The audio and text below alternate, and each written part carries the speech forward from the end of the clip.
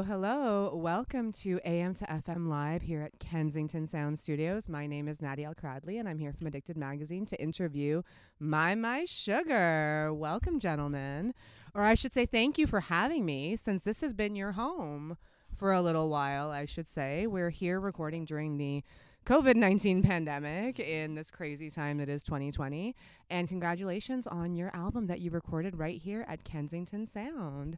Thank you so much. Really happy to be here and excited to be part of the live event and FM. And this is definitely our stomping grounds. This is where we made our debut EP, I should say. And I keep saying AP.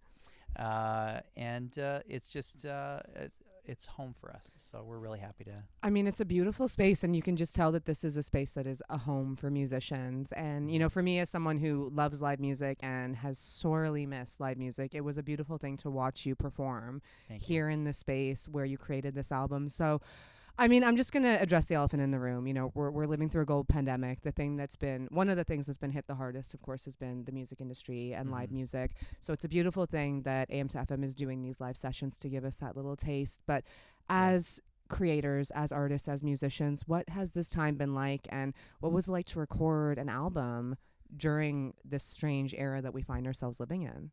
Really crazy, actually. It was very compartmentalized. So we came in and recorded live, but one at a time, right during the craziest part. Just, you know, we isolated, and then we came back, and everyone had taken this approach where, you know, we decided we wanted to bring some live music to the whole situation because we couldn't have live music. So let's bring that back in sort of an EP kind of context. And so we came in, recorded one at a time, turned it into our live take videos, and really happy with the result, but definitely was strange doing it because, you know, we're sort of kind of not in the same room, guessing as to what the other person's instincts are at the moment, and just kind of finding our way through it all. So it's been an interesting process. I mean, I can imagine, and that's the one thing, like, again, as someone who loves live music and has been exposed to a lot of it, one of the things that's the most, you know, prevalent when you come to a show is that chemistry, that physical chemistry that exists between band members, between artists. You know, you're feeding off of each other. There's an energy factor that's there, and obviously that, you know, when you were recording before, that wasn't something that you could replicate. That's right. So, you know, were there things that you had to do differently? Like, were there discussions that you had before, or you just kind of were feeling your way through the dark and trying to figure it out? I think Josh could speak to this one a little bit better. Feeling things out.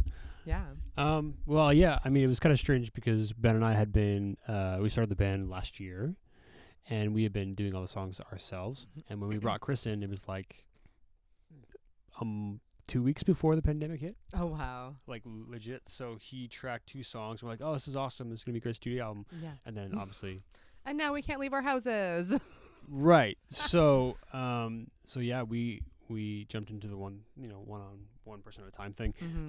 And like you were saying before, I don't know if this actually answered your question, but we were guessing to how he was going to interpret the song, or how I was going to interpret the song. With, like, it's worth noting that we actually never played together before. Wow. So we started the band, we had been doing the studio album, but we had never been in the same room to play all together at the same time. Oh my goodness. So would this have been one of the very first times that you would have, I mean, you weren't exactly all in the same room because of, you know, what you had to do with singing in the separate room to keep everything safe. Yes. As you'll see on the video, we had to put Ben in his own closet to keep everything safe. So is this you know, aside from the rest of you were in this room together, was that the first time that you'd really played, or? That's the first, you know, time we've performed for anybody like this. Wow. Ever. So we rehearsed together. Right. Obviously in the same, you know, in the room with masks and the whole 9 yards. But yeah, this was the first time we got to share with anybody. So it was kind of, it was special for me.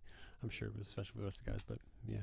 I mean, watching it was very special for me. And I'm not going to lie, being someone who loves rock music, I was born in 1980. So 90s is when I came up. Yep. I felt a lot of nostalgia listening to your music. It you know, very strong, so guitar driven, your vocals like that, so emotive, and just really brought me back to listening to Soundgarden, Stone Temple Pilots, Alice in Chains, like the music that I loved growing up. Is that something that is intentional? Were those similar influences for you as well? Yeah. well, Ben and I are pretty much, we grew up on the same side, or this, like, with the same time frame, but, like, on the different spectrum, end of the spectrums, I should say. Is that correct? The best way to say that? Like, I grew up listening to, like, Finger 11 and, like, 3 Days Grace and Muse and, you know. A little bit later. A little bit later. Yeah. A little bit later. Yeah. But, like, that was kind of my go-to was that sound. So I was stuck somewhere between this, like, British rock thing and, like, this American heavier, like, Seven Dust stuff. Right. So, like, that kind of, you know, that spectrum. For him, he's always been into, like, the more ethereal, obviously U2, if you can't tell, there's some pretty prevalent U2 influences with all of us. But he was very into, like, the sound design, Depeche Mode sort of world. So we were very similar, but we're like two sides of the same coin.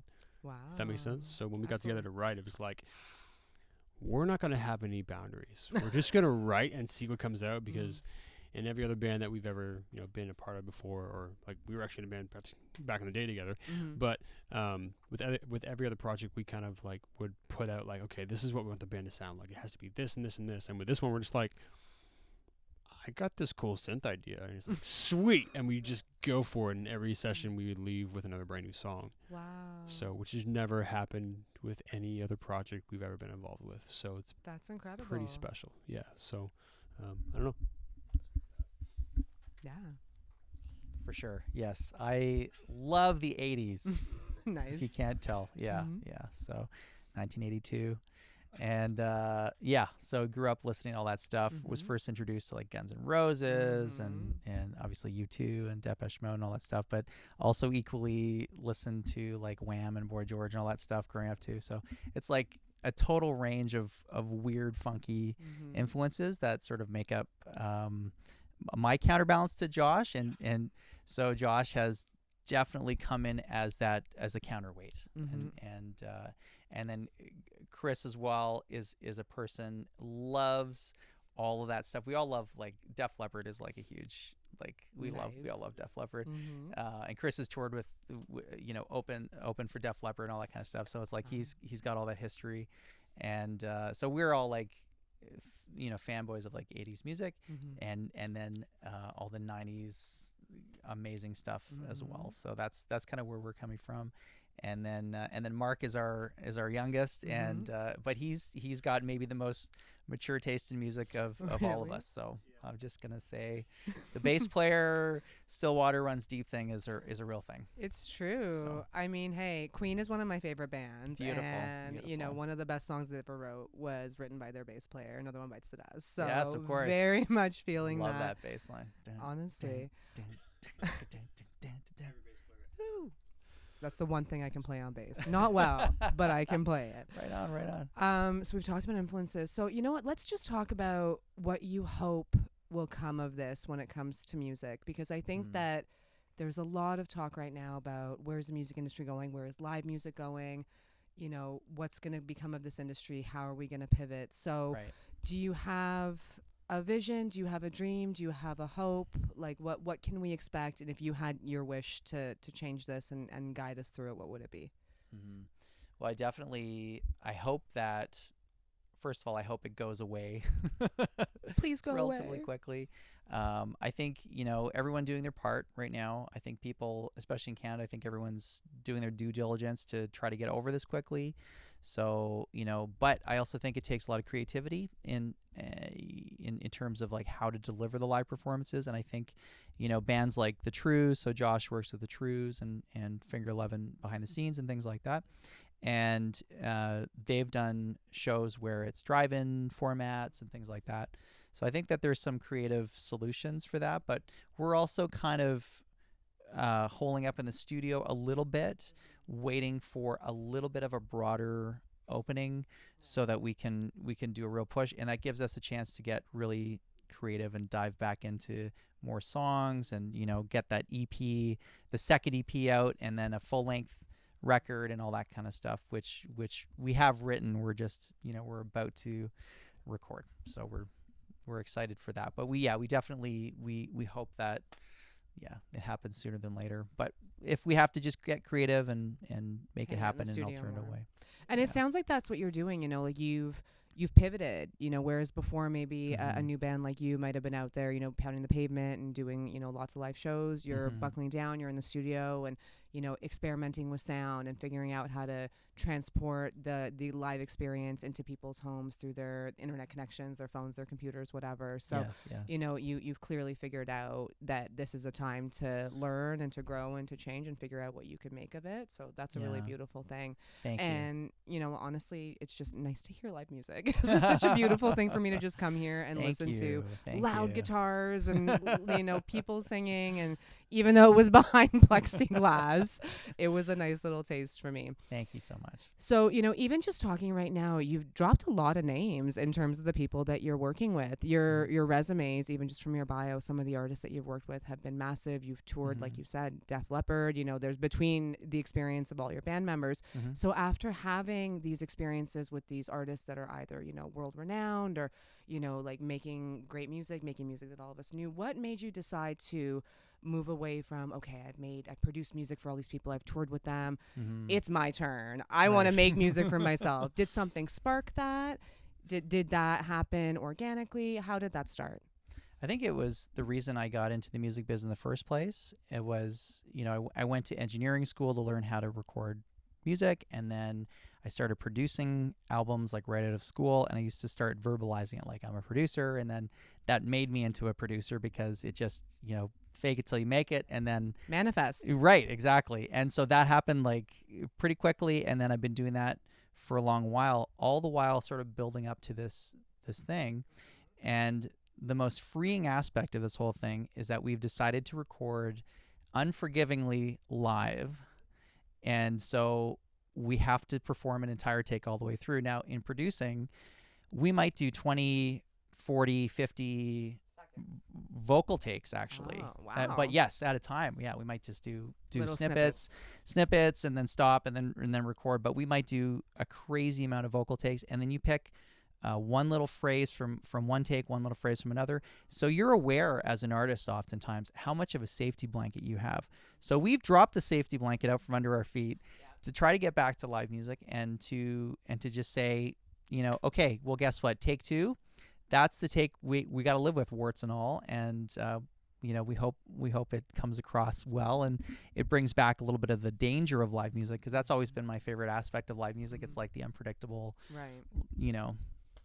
thing that could happen in the middle of the show. The part of it that's live and literally alive. It's not like you're Frankensteining it together from a bunch of takes where you have, to your point, the safety net. So Totally. is that was a driving force behind this project with My Sugar? Like, we're going to record live, especially because of the timing. So this was intentional. Hugely, yes. It was all sort of part of our realization of the reality of the pandemic, but it was also the freeing up of we don't have to spend 8 years in the studio polishing, perfecting, and just doing take after take. We're going to get the essence of our instincts recorded, and we're going to use that as a representation. And in so doing, I think, like, obviously, you can definitely hear imperfections in the EP and the performances and stuff like that. But for me, that's kind of what makes it more endearing and enduring. Like, it's just, I mean, you say imperfection, I say authenticity. Thank you. Like, it's one of those things. I mean, I'm a grunge head. Like, I grew up listening to live music. A lot of those albums were recorded, either in a big room or with more live takes. Like, it was not piecemeal like that. Yeah. So again, for me, it's a beautiful thing to hear. Just loud guitars, music, and that's the kind of thing that I think that people are craving and missing during this pandemic, because it is the one thing that we really can't get. You can't go to a stadium, and maybe you can to a drive-in show or something like that, but it's not quite the same. But maybe we can headbang in our homes to the My Sugar album at this point. So where do you see things going from here at this point? We're still in this pandemic. There are maybe signs of it slowing, maybe not. But, you said that there's an album or another EP that's been written. What will come from that? What will come after that? What does the future hold for My Sugar? Well, we actually did on almost a full studio album before the pandemic hit. Oh, wow. So we have material sitting there.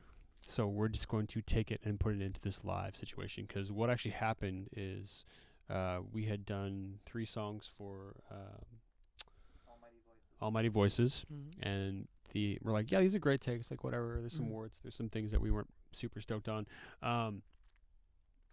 But we went back to the studio versions because we thought in our minds that the studio versions were so much better. So to your point about live music, there was an energy and like a vibration from the music that when we played it live all the way through versus the studio album that we just couldn't ignore. Like our live versions were kicking the snot out of our perfect studio songs, and they still sounded great, but there was a different thing. So as far as where this goes, we're probably going to do another EP, probably very similar with the songs we currently have.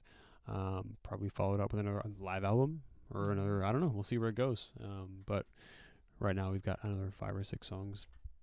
Ooh. 7 songs. I mean, there's more. The more you talk, the more songs happen. Let's see how many more songs that we'll get 9. out of you. There's 9 songs. 10, there's 10. 12. No, no, there is a fair amount of ideas that we have sitting there, and or full songs plus ideas, and so we'll kind of take this one day at a time and see where this goes. But definitely, like, the driving force of this whole thing is to, like, we can't change anybody's lives right now, but we can at least put this energy into their life. We can't like physically touch people, but we can bring them something, give them hope, right? Because I know a lot of people in my industry especially are having a really, really hard time. Yeah. So, but I think this is our chance to give something back to those people that are missing all this. So.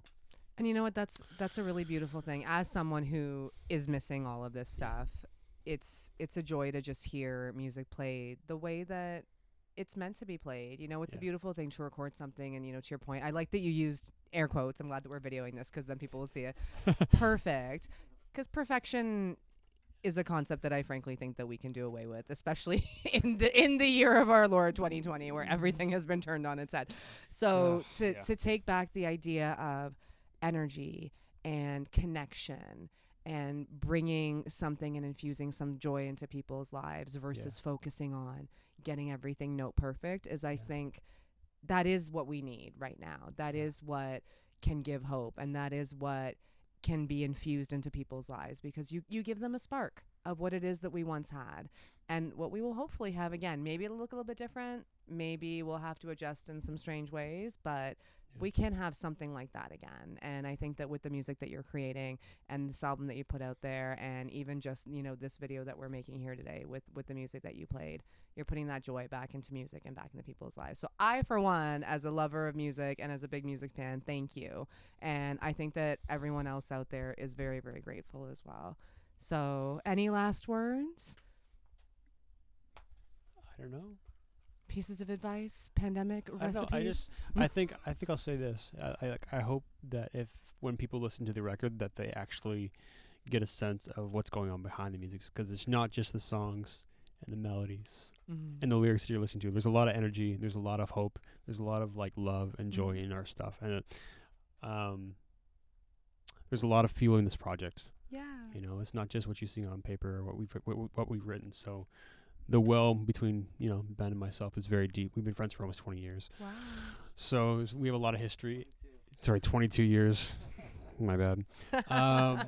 But there's a lot of history in there, and I think the friendship that we have and things that have happened to us in the last little while, have really fueled this fire. So I hope that, if people are struggling and hopeless and don't want to live anymore, that they can get some hope and some joy and some peace out of this. You're literally showcasing togetherness to the world and community and family, the family that we choose, which is really beautiful. What about you, Ben? Any last words?